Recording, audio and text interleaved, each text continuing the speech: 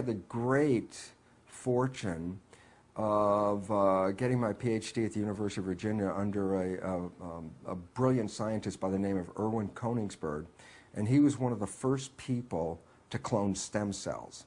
So I actually was doing stem cell cultures in 1967, so that's 40 years ago. Well, people think, oh, stem cells are this brand new thing. It's like, no, stem cells have been around for a long time, except a very exclusive club studying them.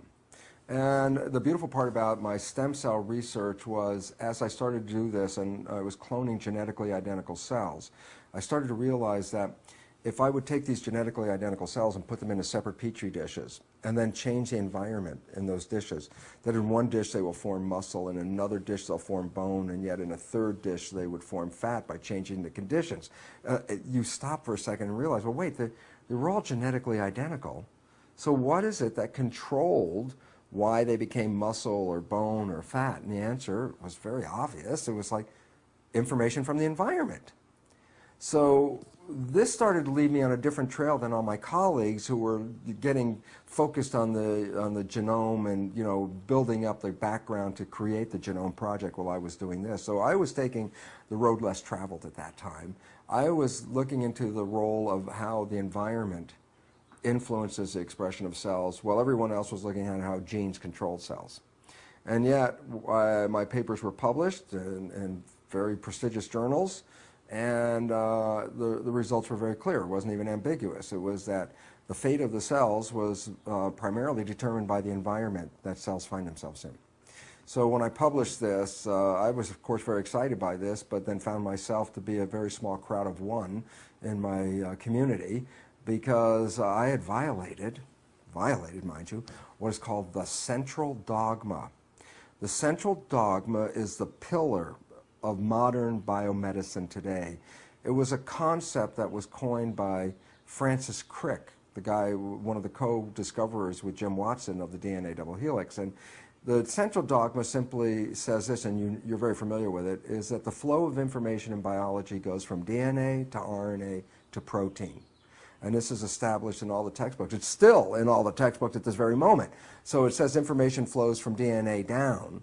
And therefore, since your body, which is made out of protein, and the proteins are coded for by the DNA, then we have bought the belief, as the dogma says, that your fate and your lot in life is determined by the genes you receive at conception. So we become victims of our heredity in this sense, if you understand it from this point, that you didn't pick your genes and you can't change your genes, and since your genes control your life, then you're a victim to those particular genes. That is the message that conventional science has been teaching. And the issue is, that's totally false.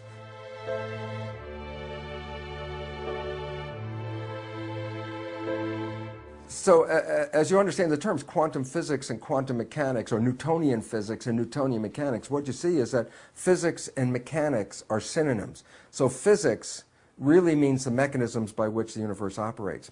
And the new physics, quantum physics, was something that I really wasn't into, nor were any of my colleagues in the medical school. We were all trained in Newtonian physics. And the difference between the two is very profound. Newtonian physics says the world that we live in, the universe we live in, is a machine made out of mechanical parts.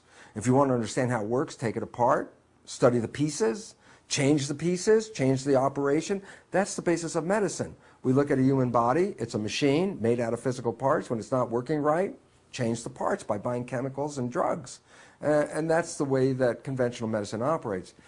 When I started to read the quantum physics, I realized, oh my goodness, the whole foundation of the universe is not based on a mechanical, physical universe. It's based on the invisible energy called the field. So let's say if I hold a magnet right here in front of you, and you can see the magnet, but what you can't see is the invisible magnetic field. And so what it says is, well, we are physical things in our world, like physical bodies. We're immersed in fields, electromagnetic fields, magnetic fields itself, all kinds of fields like telephone, cell phone fields, television fields, radio fields, whole ranges. What is the difference between the Newtonian physics and quantum physics is this. Newtonian physics focus on the particles. Quantum physics says, you want to understand why the particles take this shape? Then you have to understand the field. It's the field that controls biology. It's the invisible forces. There's a great quote by Albert Einstein, and it's simple. It goes, the field is the sole governing agency of the particle. In other words, in the world of invisible things, fields, and particles, matter, it's the field that gives shape to the matter. And this is the basis of quantum physics. This becomes relevant. It says, okay, here's the physical particles of my body. Why are they in a healthy state, or why could they be in a sick state? That's the physical expression. And the answer is, well, to understand that, don't look at the body. You have to understand the invisible forces in the field. And it's fun, because if you think about it, of course, when you were young, at some point you must have had like iron filings and sprinkled it around a magnet, and all of a sudden you saw the iron filings form that pattern of the magnetic field. Well, quantum physics would look at this pattern and try to explain how come all the iron filings fell in this pattern without recognizing that the field exists. In other words, can you explain why the iron filings have this shape if you don't recognize the magnetic field? And the answer is absolutely not. What's the nature of it? The body and its cells are like iron filings. Medicine is trying to understand the nature of the body by looking at the iron filings. And quantum physics says, if you don't understand that invisible field, you can't understand what's happening in the body.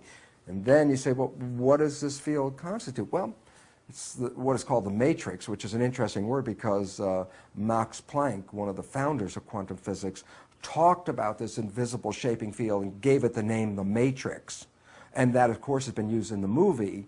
And in fact, people have talked about this matrix. Some people refer to it as the divine matrix. My friend Greg Braden, who wrote a book about that, meaning not only is this the invisible field, the energy field, but it's equivalent to many people what is God and spirit.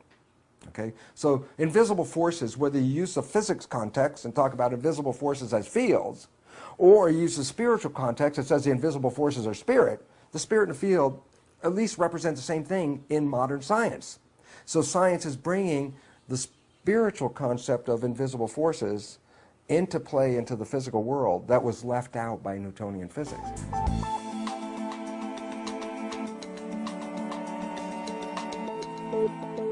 Conventional allopathic medicine is completely locked into Newtonian physics. Doesn't even bring the mind into the concept of healing, which is interesting because they actually, in a medical education, medical students get about 15 minutes in their entire academic career of a thing called the placebo effect. And the placebo effect is simply the mind can change the character of health. In other words, if you believe that this drug is the miracle drug you've been looking for and you take it, your mind believing it's the miracle drug can heal you, while the drug itself was nothing more than a sugar pill. And now that's an established fact. 1/3 of all medical healings are due to the placebo effect. Okay? It becomes very important. Now comes, well, we left something out of the picture in the education. Not that it's out of the picture in the research, but in the education it says the placebo effect is when you have positive thoughts and it generates a healing response. What they don't talk about in the books and in the general mass media is something called the nocebo effect. The nocebo effect is the same as the placebo effect, except the thoughts are of a negative nature. And what's the point? It's thoughts that are powerful, whether they're positive or negative. And while we give attention to the positive thoughts, called placebo effect, creating healing, what we know and what we don't talk about is that a negative thought, which constitutes what is called a nocebo effect, is as powerful as a placebo, but in the opposite direction. So a negative thought can not only make you sick, a negative thought can kill you, and in much the exact same power and using the same mechanism that a positive placebo thought can heal you. And this becomes important because psychologists tell us that 70% or more of our thoughts as conventional people are negative and redundant, meaning every day, 70% of people's thoughts are actually taking health away from their lives and actually bringing less quality to their lives, and they don't count it because it's just that little thought that runs in their head, and yet, scientifically, it's the equivalent of the placebo effect, but backwards. So this has to come into medicine, but there's an unfortunate part about medicine, and that is medicine is not really the free avenue of research and investigation as we think it is. It is controlled by money, and unfortunately this is where the pharmaceutical industry has undue influence and keeps us from looking at healing that does not involve chemicals and drugs. Only for the simple reason is this: a pharmaceutical company makes money by selling chemicals. If we talk about how you can heal yourself with your mind, then that product doesn't sell very well. And there's a parallel here, because let's look at the very obvious. We live in a world where there are many other forms of providing energy besides fossil fuel, many of them very efficient, much more effective. Where are they? And the answer is, it's not in the interest of the oil companies to support free energy, sources of power. And it's the same thing with medicine. It's not in the interest of the pharmaceutical industry to support free energy healing. And therefore, it's a subject that gets no coverage except for that 15 minutes on the placebo and then dropped out of the system. And yet it is the most important new understanding, and it's not new because it's 100 years old or more. It's new only because we're beginning to look at it in spite of the fact that drug companies don't want us to see it.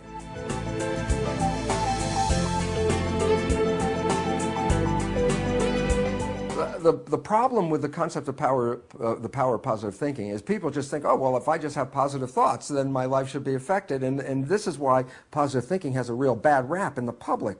And the reason is this: having a positive thought does not in any way necessitate that those positive thoughts actually manifest themselves. And there's a piece that was left out. And if you don't understand the piece, then you're shouting into the wind with your positive thoughts. Nothing's going to happen. And the fact is this: when you're having positive thoughts, you're using your mind. The new biology reveals that the invisible forces that collectively we refer to as mind, that these form a field which shape biology. Well, here's what's important. Yes, the mind influences biology, but there are two parts to the mind that are completely different than one another, yet they work together. We confuse them, we tie them together, and yet they represent two entities working in two different fashions. There's the conscious mind and what is called the subconscious mind. Now, here's what very important, people have to know this, okay, and here's what it is. The conscious mind is our creative mind that is connected to our personal identity and our spiritual selves. That makes us all unique. Each of us has our own personal conscious mind. But what becomes very significant is this: is the subconscious mind is equivalent to a tape player. It's exactly what it is. It records experiences and then plays them back.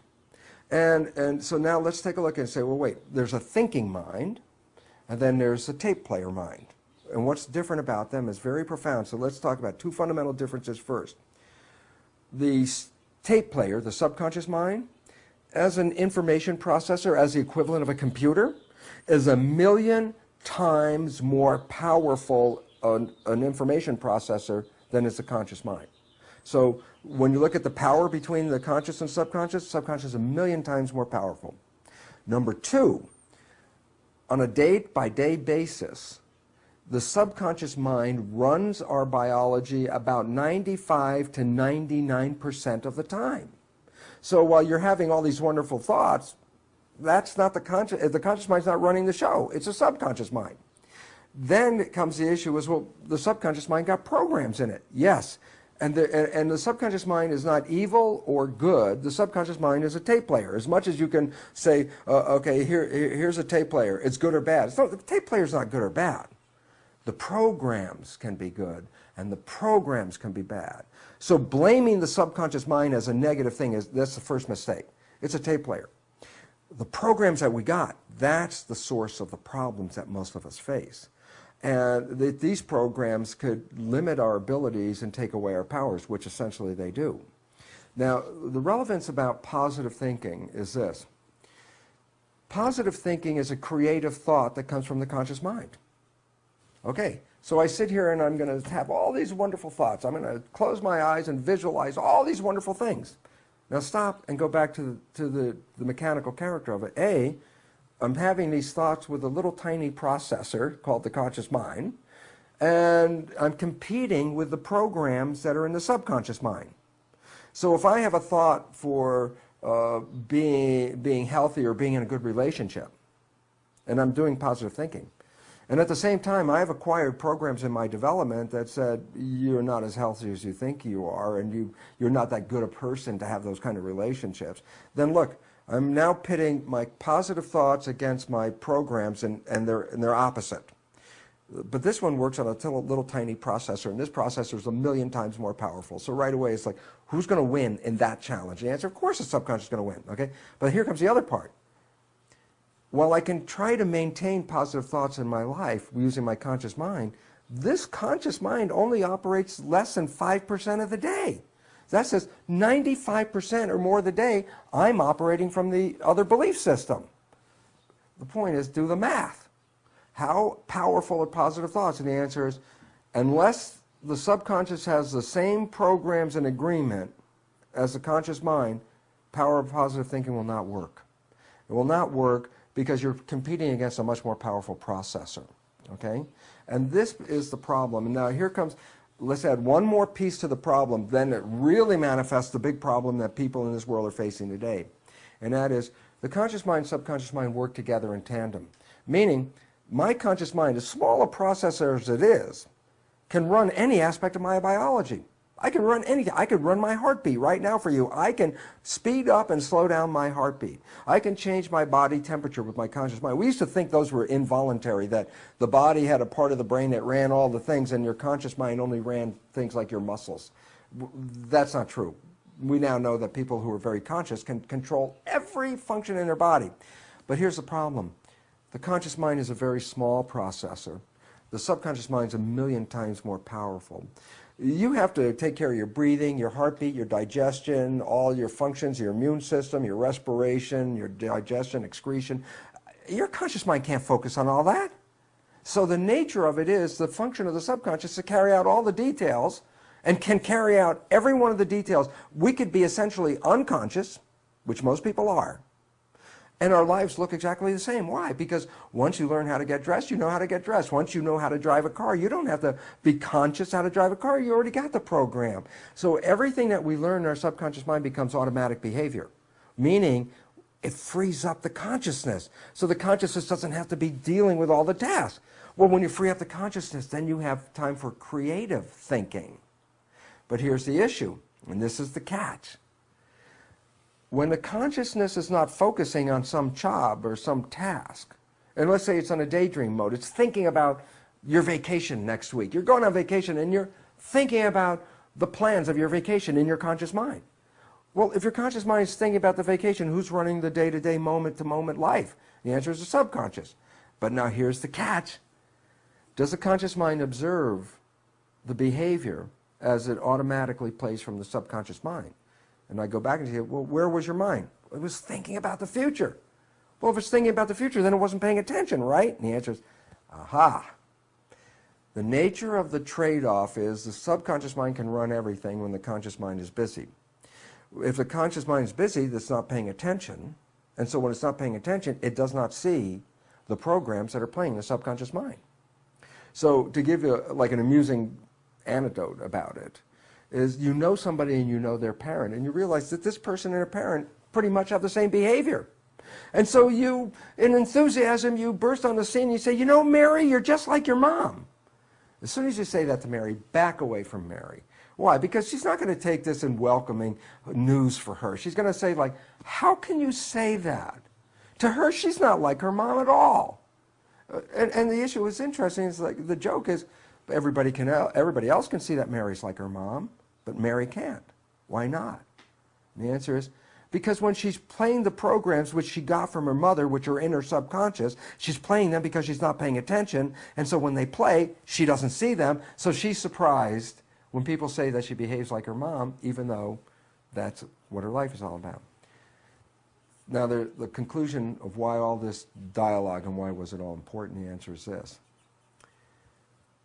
That we do not see the subconscious when it plays.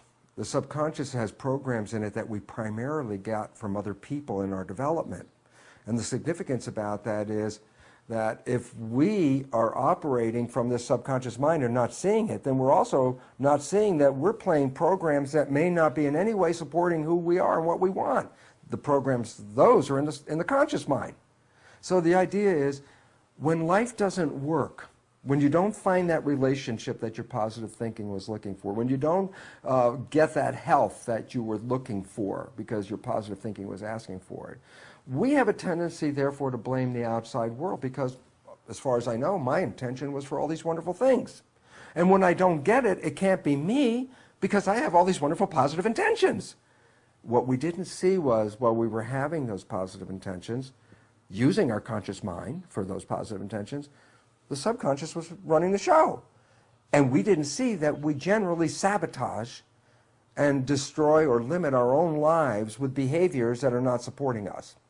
And why this is important is because then we all generally cop the attitude that there are forces outside of me that control my life, and I am a victim of this world, and I can't do anything about it as a victim.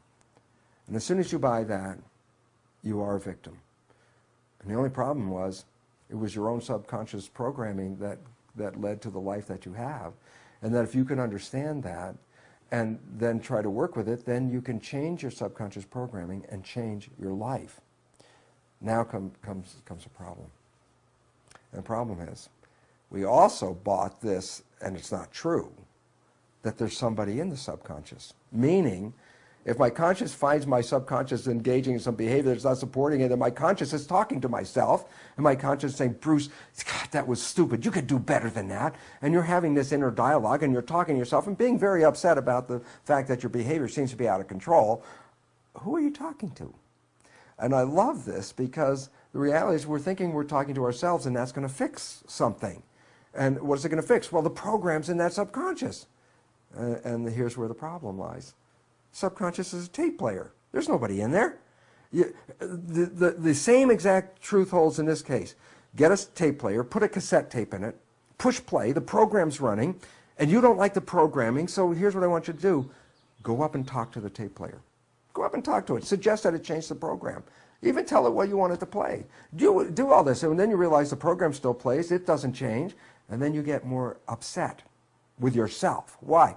Because you've asked this program to change, it's not changing yet. Then you get mad at yourself, you start yelling at yourself, and now you're berating yourself because you can't control the tape.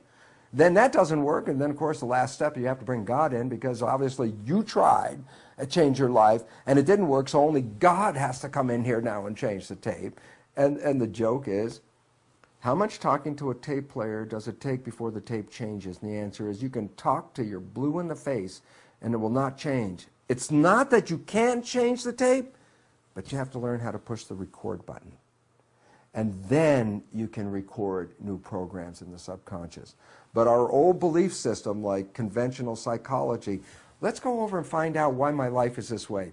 Oh yeah, my mom did this to me, and my dad did this, and my friends did this, and now I make a whole list of all the reasons why my life is this way. I'm very clear. My conscious mind's got, oh God, I could play that movie. I can see it.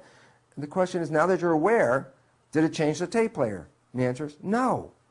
And that's why people get so upset. They go through all of this psychology, counseling and stuff. They know all the reasons. They still have the same life. So the issue is, you want to make change? Then you have to learn how to engage the tape player in a record mode and not just talk to it.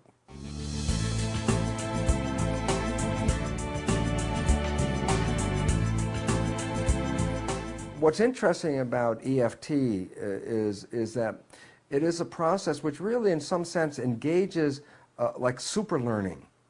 And super learning is the equivalent of pushing the record button on the subconscious mind.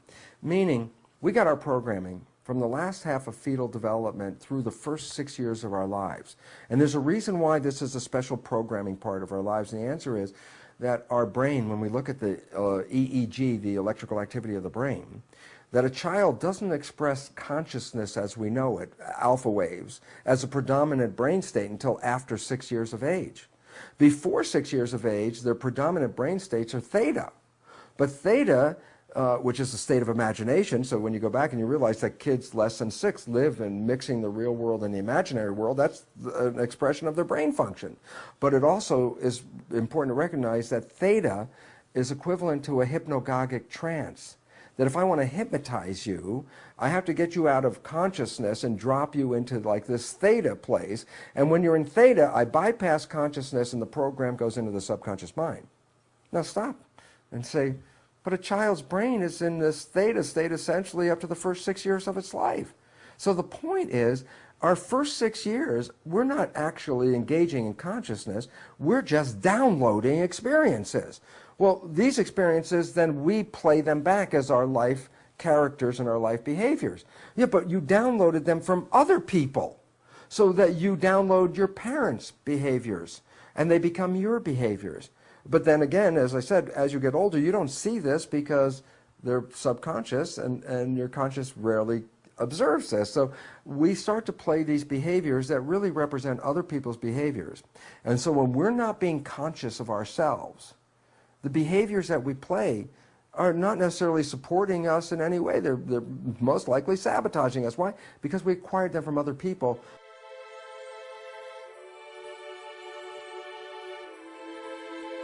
So what do we acquire in our development is that we're just average people, that we have no extraordinary powers, that even healing isn't one of our powers, because when we were in that 0 to 6 year period, every time we got sick, we were told we had to go to the doctor to get healed. That's an experiential program. So what does my subconscious mind learn from this experience? Every time I'm sick, I have to go to the doctor. Why? Apparently it's a step before you get healed. So we build that into the program, and then, which is interesting, is that we have an innate ability to heal ourselves. That's what the placebo effect is all about. But when we put in a program that says, I have to go to the doctor before I get healed, then what you do is actually stall your own ability to heal yourself until you go to the doctor. And the joke, many people get well on the way to the doctor without having any treatment. And the reason is, they already had the ability to get well, but the program step said, until you do this next step, then the healing doesn't start. So we deprogram our ability to heal ourselves.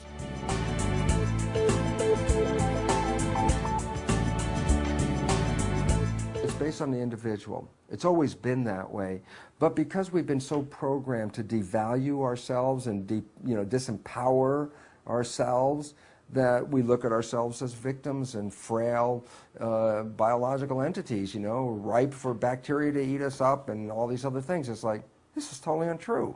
So the issue is we have to start from that belief and change these beliefs of who we are. We are profoundly powerful people. Look, you can walk across hot coals, a woman can lift a car off of an infant without thinking about it. Down south, the Baptist fundamentalists of the Pentecostal faith work themselves up in a Jesus state and drink strychnine in toxic doses to demonstrate that God protects them. They're not harmed by the strychnine. I mean, you can walk across fire, you can drink poison, you can lift thousands of pounds. Where's the frail image come from? And that's a belief. But the problem is, if you believe you are frail, if you believe you are susceptible, if you believe you have a terminal illness, they manifest because that's called the nocebo effect.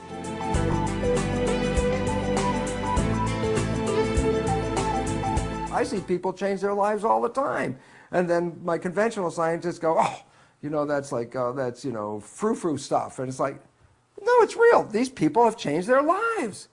And then because there's no connection of how that can happen in their allopathic thinking, they're not left with an ability to think of anything other than, well, that just can't be. Because they've made a very narrow limit on their belief system. And they're not versed in quantum physics. That I already know, because I was there.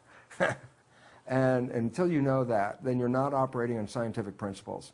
So I'll just tell you right now, conventional allopathic medicine is not really scientific in that it does not recognize fully the influence of the invisible energy fields in shaping matter. They do not fully own quantum mechanics as relevant to biology. And this is creating a big disconnect between real life and the science that they study.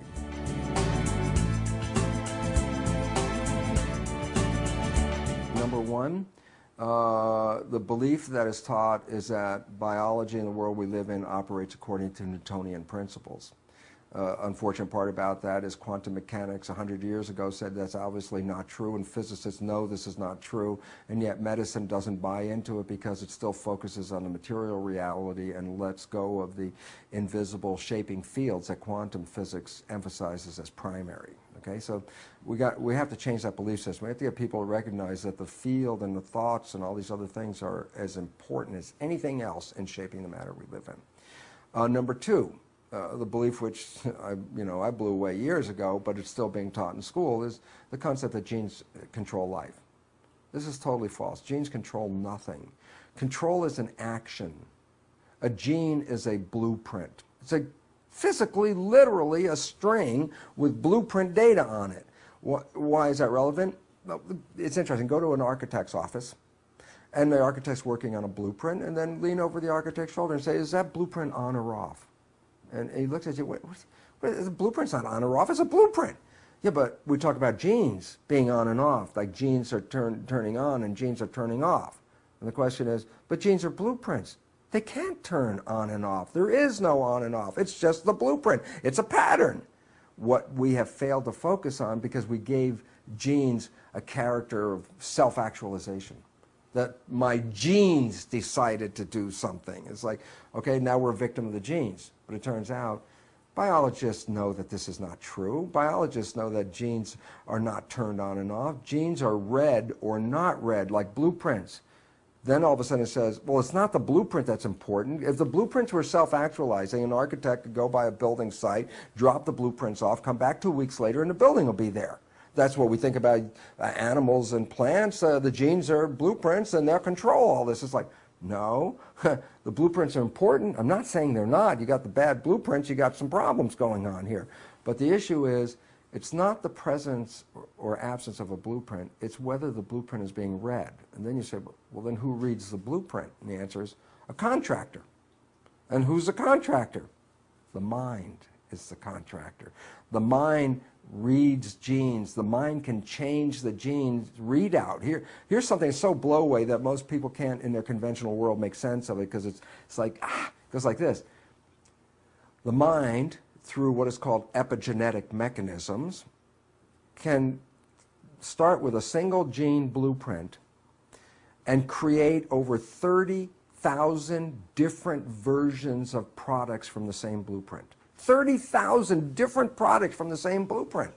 All of a sudden you realize, my God, you can infinitely vary the expression of the gene. And the answer is yes. And why has this become relevant to all of us? And the answer is because many of us think genes control our lives. And yet we don't realize that we modify the readout of the gene. So we could be totally healthy and our mind can cause cancer. Our mind can cause any disease, diabetes, anything like that.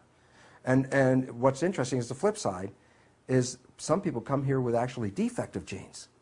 And guess what? With their mind, they can rewrite those genes and make them normal. So the genes are not the limiting factor, it's the mind.